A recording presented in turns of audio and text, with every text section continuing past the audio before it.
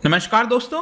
Corona virus के लगातार अलग अलग वेरिएंट सामने आते जा रहे हैं और आपको याद होगा कुछ समय पहले WHO ने, वर्ल्ड हेल्थ ऑर्गेनाइजेशन ने यह कहा था कि जो भी वेरिएंट डिटेक्ट हो रहा है, मतलब वो वेरिएंट जो ज्यादा ट्रांसमिसिबल है, जो ज्यादा इन्फेक्ट कर सकता है, उसको एक प्रकार से ग्रीक अल्फाबेट का नाम दिया जाएगा। जैसे कि साउथ अफ्रीका के अंदर, यूके के अंदर या फिर भारत के अंदर पहली बार जो डिटेक्ट किया गया, क्योंकि ये आपको समझना है कि जो वेरिएंट है वो डिटेक्ट किया जा रहा है। जरूरी नहीं है कि अगर भारत के अंदर डिटेक्ट किया गया तो वो भारत के अंदर ही म्यूटेट हुआ होगा, हो सकता है किसी और देश में भी हुआ होगा, लेकिन डिटेक्ट भारत में किया गया। इसलिए यहां पर क्या होता है कि उसका जो नाम है वो ग्रीक अल्फाबेट में दिया जाएगा, डेल्टा, अल्फा, ये सब आप सुन रहे होंगे। तो ये भी आपको याद होगा कि भारत के अंदर ये जो पूरा सेकंड वेव गया है, जस्ट हम कह सकते हैं ऑलमोस्ट जा चुका है। तो ये जो सेकंड वेव था, इसके अंदर जो सबसे डोमिनेंट आपका वेरिएंट था वो था आपका डेल्टा वेरिएंट, जो कि पहली बार भारत में ही डिटेक्ट किया गया था।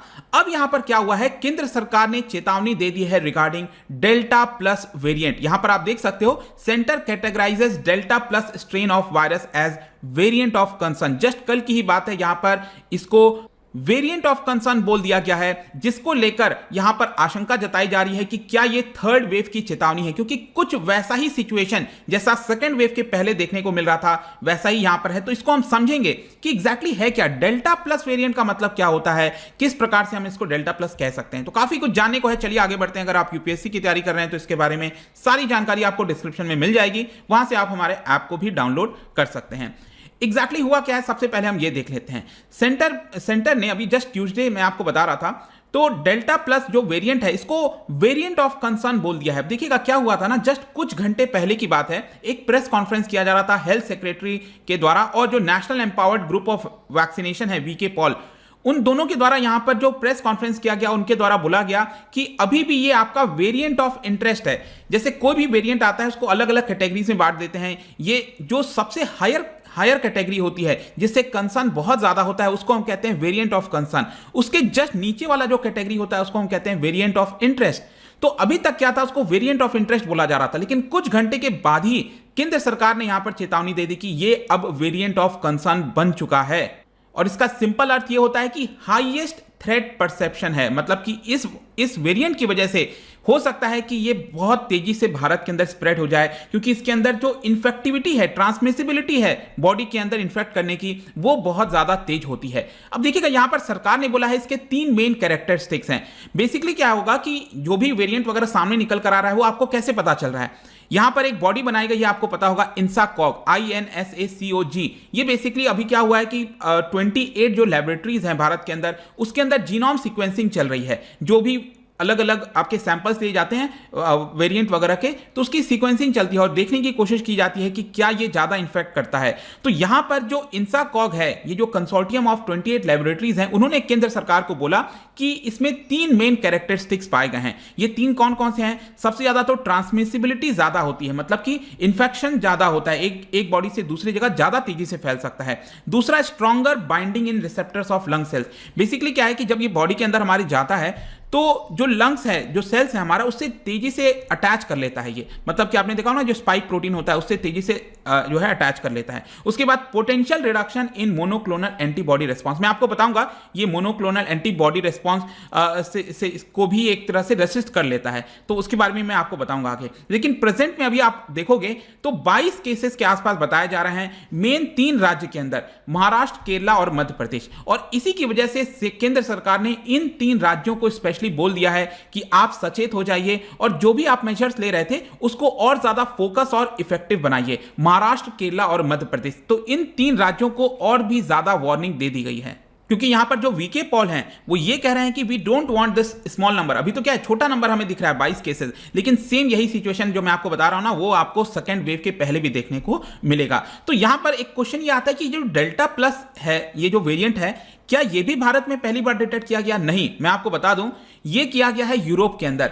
वैसे तो पहली बार ये देखा गया था मार्च के समय में, लेकिन पब्लिक डोमेन में हम सबको जब कब पता चला, 13 जून को, तो कोई बहुत ज्यादा समय नहीं हुआ है, 13 जून को ही पहली बार इसके बारे में हमें पता चला।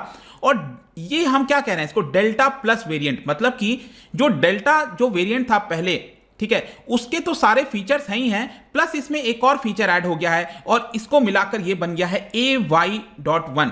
अब इसमें भी अगर आप देखोगे ना तो डेल्टा वेरिएंट को क्या बोला जा रहा था, इसका साइंटिफिक आप देखोगे ये है आपका B1617, ठीक है 2, ये आपका डेल्टा वेरिएंट था। डेल्टा प्लस अब क्या हो रहा है कि B1617.2.1 इसमें आप 1 ऐड कर दो तो ये बन गया आपका डेल्टा प्लस वेरिएंट, और इसको AY1 भी कहा जा रहा है, तो दोनों सेम है, इसमें कोई अंतर नहीं है।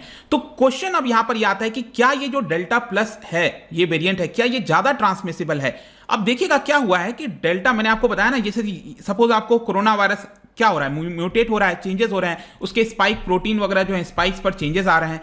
तो अभी क्या है कि डेल्टा वाला का तो फीचर है ही है ये वाले वेरिएंट में, प्लस इसमें क्या हुआ है, साउथ अफ्रीका का भी जो वेरिएंट था जो पाया जाता था उसमें जो फीचर है K417N, ये वाला फीचर भी इसके अंदर अटैच हो गया है। मतलब डेल्टा के साथ साथ जो साउथ अफ्रीका वाला वेरिएंट का फीचर था वो भी इसके अंदर अटैच हो गया और ये बन गया है delta plus variant. I hope this thing is clear.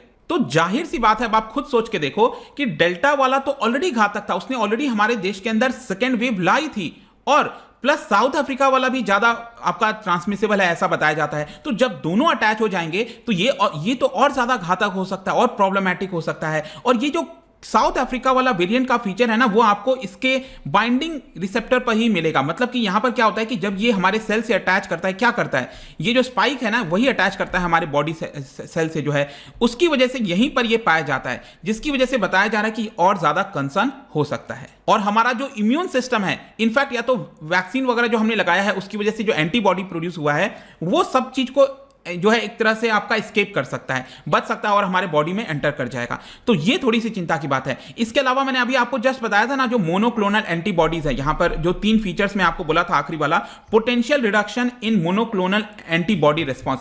अब ये वाला जो मोनोक्लोनल एंटीबॉडीज है, आपको याद होगा 2020 में जब डोनाल्ड ट्रंप को हुआ था तो उनको ये वाला आपका ट्रीटमेंट दिया गया था। थोड़ा सा महंगा होता है ये ट्रीटमेंट, रिसेंटली भारत में भी इसको अप्रूव किया गया है। इसमें बेसिकली क्या है ना कि जो एंटीबॉडी होती है वो लिया जाता है हमारे बॉडी से, मतलब जिसको कोविड हो गया है उसका एंटीबॉडी लिया जाता है, एक और एंटीबॉडी के साथ कॉकटेल बनाया जाता है, दोनों को मिक्स कर दिया जा रहा है। तो यहां पर आप देखोगे it is a combination of 2 drugs, ये 2 ड्रग्स का कॉम्बिनेशन है। और एक कंपनी है रॉश, ROCHE, आपने ये सुना होगा, इनके द्वारा ये वाला ट्रीटमेंट दिया जा रहा है, ये जो ड्रग्स है वो बेचा जा रहा है।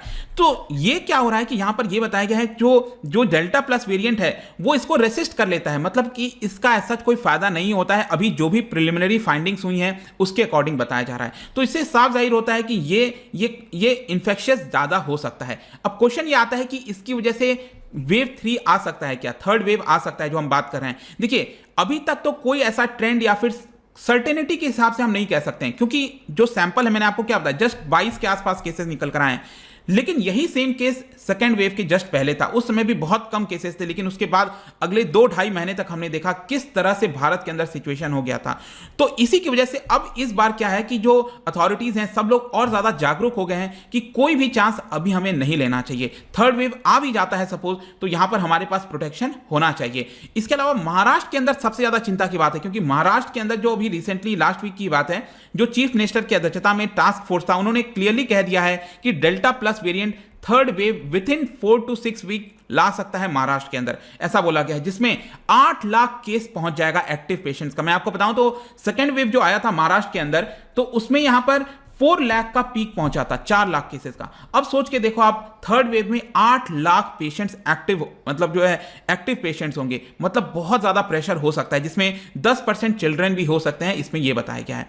तो ये तो बात हो गया, लेकिन यहां पर क्वेश्चन एक और आता है कि जो लोग वैक्सीन लगवा रहे हैं, क्या ये वैक्सीन इफेक्टिव है। अब देखिए डेल्टा प्लस को लेकर तो रिसर्च नहीं किया गया है, लेकिन डेल्टा वाला जो वेरिएंट है उसको लेकर रिसर्च किया गया है थोड़ा बहुत, और इसमें भी वेरिएशंस आपको देखने को मिलेंगे। जैसे कि अभी भारत में जो भी वैक्सीन है, कोविशील्ड और कोवैक्सीन, इन दोनों का जो एफिकेसी है वो 3 से 8 गुना कम है बाकी वेरिएंट्स के मुकाबले। अगर ये वाला वेरिएंट आपके बॉडी में आता है, कोरोना वायरस होता है, तो यहां पर 3 से 8 गुना कम हो जाती है एफिकेसी वैक्सीन की, ऐसा यहां पर कुछ बताया जा रहा है। लेकिन ऐसा नहीं है, इसको लेकर अभी फर्दर रिसर्च की आवश्यकता है। यहां पर जैसे कि फॉर एग्जांपल जो फाइजर और एस्ट्राजेनेका है, उन्होंने बोला है कि पहला डोज लेने के बाद 33% इफेक्टिवनेस जो है वही रहती है। जहां तक डेल्टा वेरिएंट के ऊपर का सवाल है तो 50% इफेक्टिवनेस रहती है। तो इस तरह के संकेत दिए जा रहे हैं। इनफैक्ट एम्स के अंदर एक स्टडी किया गया था 63 लोगों के ऊपर, उन्होंने तो बोला है कि ये दोनों वैक्सीन ऐसा कोई बहुत अच्छा काम नहीं करती है डेल्टा वाले वेरिएंट के ऊपर। तो इसकी वजह से थोड़ा चिंता बढ़ जाता है कि अभी तक तो हम डेल्टा से जूझ रहे थे, अब यहां पर डेल्टा प्लस आ गया। तो देखना होगा, यहां पर सबसे अच्छा चीज है वैक्सीन तो लगवाना ही है, लेकिन साथ ही साथ सावधानी बरतनी है। ऐसा नहीं है कि वैक्सीन लगवाने के बाद सब चीजें ठीक हो गई, नॉर्मल हो गई। बहुत लंबा अभी फाइट चलने वाला है इसको लेकर, तो ध्यान रखिएगा प्लीज। और जाने से पहले एक इंटरेस्टिंग क्वेश्चन आप लेकर आया हूं, which of the following statement is correct about viruses. तो वायरसेस से रिलेटेड 4 स्टेटमेंट है, क्या आप बता सकते हो कौन सा करेक्ट है? इसका जो राइट आंसर है आपको पता ही है, मेरे इंस्टाग्राम पर तो मिलेगा ही, वहां पर अगर आप नहीं हो कोई बात नहीं, टेलीग्राम से भी ले सकते हैं इसका सही उत्तर। मैं कई सारे एमसीक्यूज यहां पर डालता रहता हूं स्टोरीज के फॉर्म में, आप जाकर प्ले कर सकते हो। बाकी अगर आपको इसका पीडीएफ चाहिए, अलग अलग सोशल मीडिया पर जुड़ना चाहते हैं तो आ सकते हैं। और अगर आप यूपीएससी की तैयारी कर रहे हैं, किसी भी एग्जाम की प्रिपरेशन कर रहे हैं, डेफिनेटली आपको हमारे ऐप डाउनलोड करना चाहिए। studyIQ.com पर जा सकते हैं, सभी जानकारी आपको वहां से मिल जाएगी। आई होप कि वीडियो आपको पसंद आया होगा। मिलता हूं आपसे next time, till then thank you very much, see you soon.